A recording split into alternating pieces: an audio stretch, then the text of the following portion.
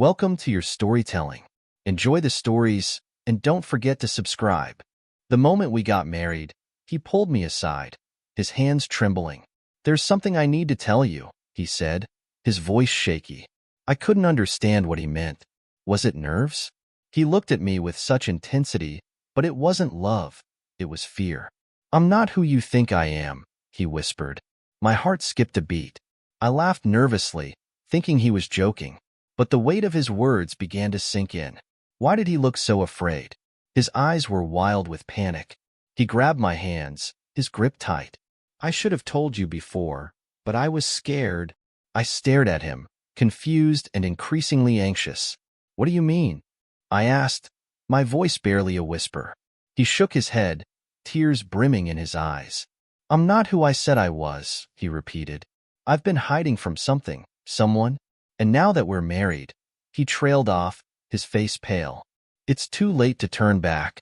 I could barely breathe. "Who are you?" I asked, my heart racing. His eyes darted nervously around, making sure no one could overhear. I felt a cold sweat break out. "I never wanted to hurt you," he began. "But I've been lying to you since the beginning." He paused, taking a deep breath. "I ran from a life I couldn't escape, and now it's caught up to me. I wasn't just a businessman. I was part of something dark." My mind raced. What was he talking about? Who was this man I married? I shook my head in disbelief. "You're scaring me." "What do you mean dark?" He looked at me with such regret, his face a mask of guilt.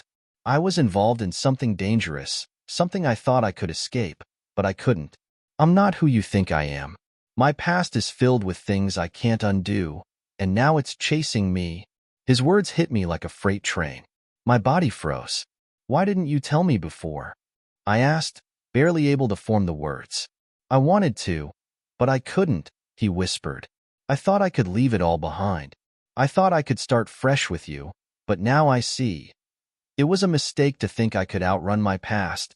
I felt my legs go weak, and I sank into a nearby chair. "What are you saying? You've been lying to me the entire time?" He nodded slowly, looking crushed. "I never meant to hurt you, but I thought if I told you, you'd leave me. I couldn't bear losing you." His voice cracked. I stood up quickly, my chest tight with panic. "What do you mean you thought I'd leave you? What do you expect me to do now?" His eyes filled with tears. "I was part of a secret operation before we met," he confessed.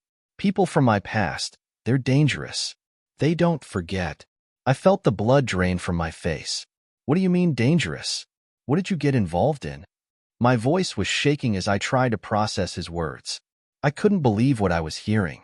He took a deep breath, his voice barely above a whisper. "I was an informant. I helped expose corrupt officials, and I was supposed to disappear after that. But I didn't. I thought I could live a normal life, but they're still looking for me." I couldn't wrap my mind around it. "So, you've been hiding from these people your entire life?" He nodded. "Yes. I've been running, always looking over my shoulder. And now, it's too late. They'll come for me, if they haven't already." "Who are these people? What do they want from you?" I asked, feeling dizzy. He looked at me, his face a mixture of fear and regret. "They want me dead. They want to make sure I never testify against them. They're ruthless. I've spent years trying to keep my identity hidden, but now that we're married, they know." My mind raced. "So they could come after us?" I asked, my voice trembling. He nodded grimly. "Yes, and I've brought you into this mess."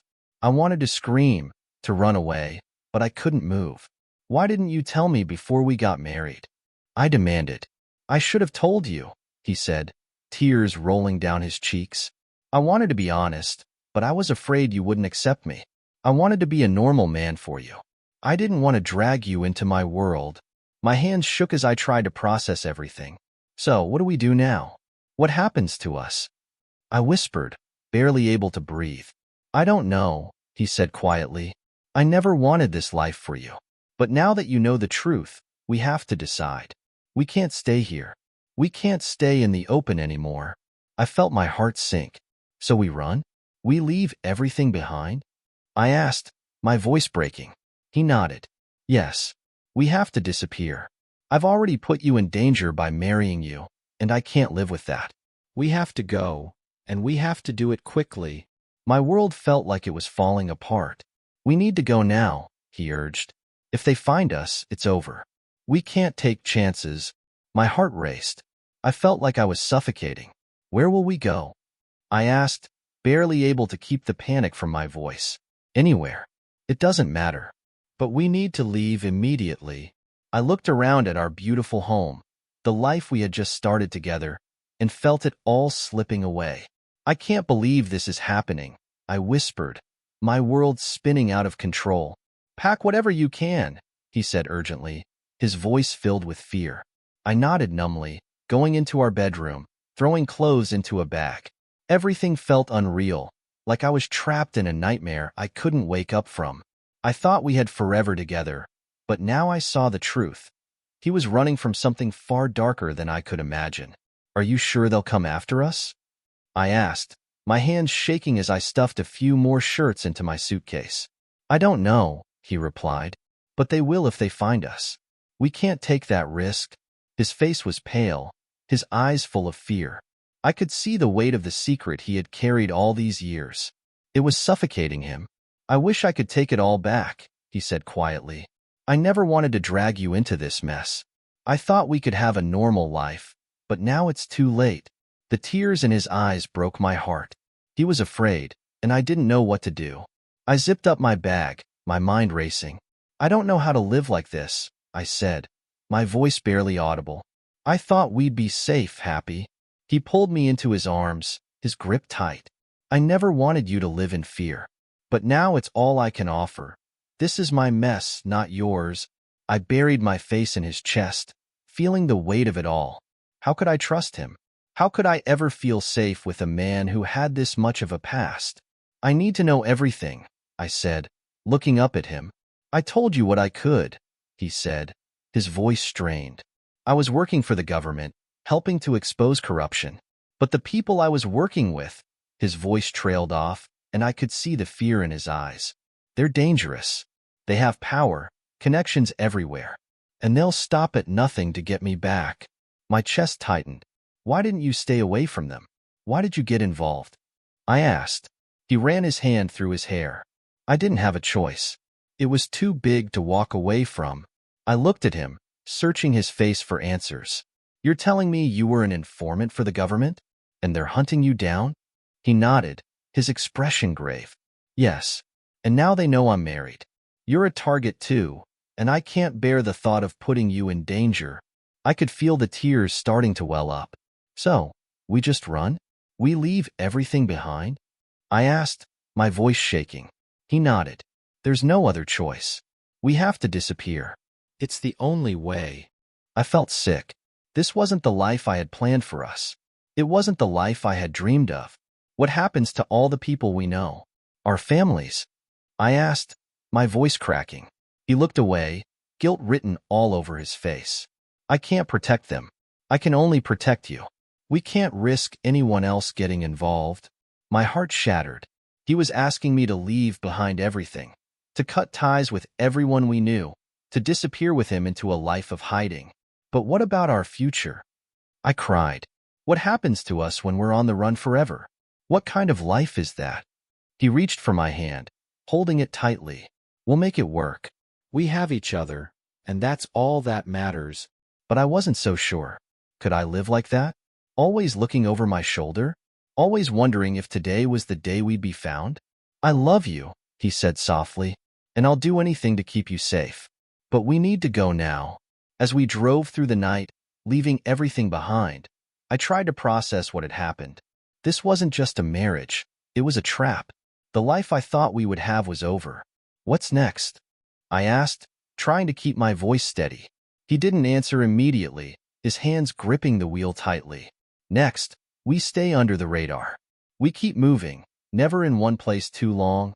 The reality of what he was saying hit me like a punch in the gut. This wasn't a life. It was survival. We reached a small town by morning, our new home, for however long we could stay there.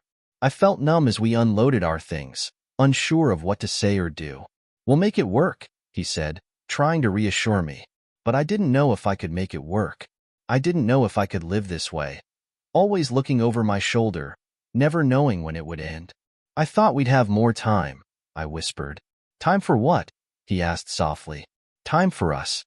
In the weeks that followed, I tried to settle into our new life. We kept moving, changing towns, always looking over our shoulders. But I couldn't shake the feeling that we were being watched. Do you think they know where we are? I asked one night, my voice trembling. He met my gaze, his eyes full of worry. They always know, he replied. It's only a matter of time before they find us. We just have to stay ahead of them. The constant fear wore on me, and I wasn't sure how much longer I could keep going. One night, as we sat in a small diner, I noticed a man watching us from across the room. His gaze was unsettling, and I felt a chill run down my spine. Do you see him? I whispered to my husband. He looked up, his eyes narrowing. I see him. Stay calm. He's probably just a local. But we need to move soon. My heart pounded in my chest. I could feel the tension building. Is he one of them? I asked, my voice shaky. He didn't answer, but I could see the fear in his eyes. We left the diner quickly, not daring to linger. I couldn't stop looking over my shoulder, wondering if the man was following us. What if they found us? I asked as we drove through the dark streets. They might have, he said quietly, but they'll never stop looking. We have to keep moving. I nodded, but a sinking feeling took hold of me. How much longer could we run? How much longer could I keep pretending everything was okay? My thoughts spiraled out of control. The fear started to consume me. Each new town felt like a temporary escape, never a real home. I missed the feeling of stability, of knowing we were safe. I missed the woman I used to be, the one who believed in a future, in a family, in peace. How did we end up here? I asked him one night, my voice barely above a whisper. He didn't answer right away, his gaze distant. I never wanted this for you, he said finally. I never wanted to drag you into my nightmare. I didn't know how to comfort him. How could I? I was just as trapped as he was. I don't want this life, I said, my voice breaking. I want a normal life with you. A life where I don't have to be afraid. He reached for my hand, squeezing it gently. I want that too, he said softly. But it's too late for that now. We've crossed a line, and there's no going back. His words were like a cold slap to the face. There was no escaping the reality of our situation. I feel like I'm losing you, I whispered, the weight of his confession still heavy on my heart.